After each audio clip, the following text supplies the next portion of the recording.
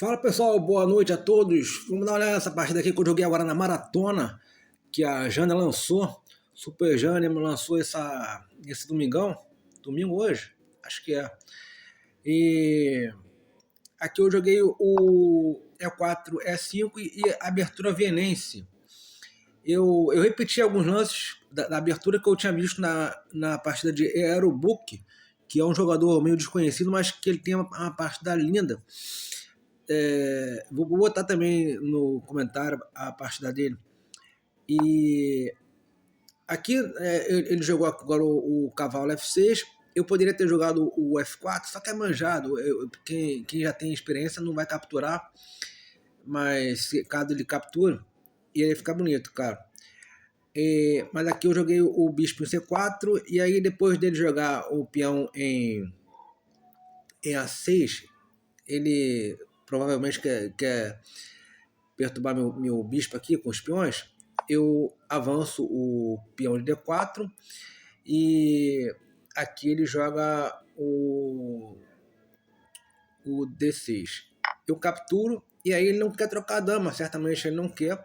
Como ele não quer trocar a dama, ele joga o cavalo em D7, eu avanço e aí depois disso ele não quer capturar com o peão, né? Então depois que ele joga o cavalo em E5, eu capturo com cheque.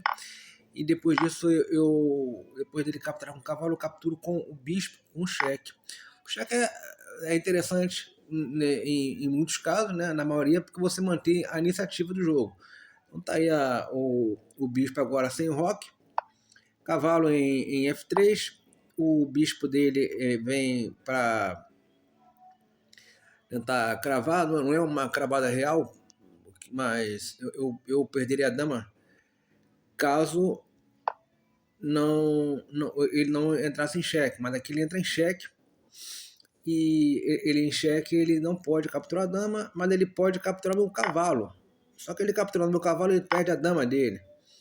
Ele não se atentou para isso, perdeu a dama e o jogo começa a ficar meio complicado, né, para ele, com uma peça a menos. Aqui ele protege o bispo dele com o cavalo dele, eu capturo o peão dele para poder atacar o cavalo, e aí ele protege com a torre sai de H8, vai para C8. Aqui depois de bispo em G5, ele ataca a minha dama, tá?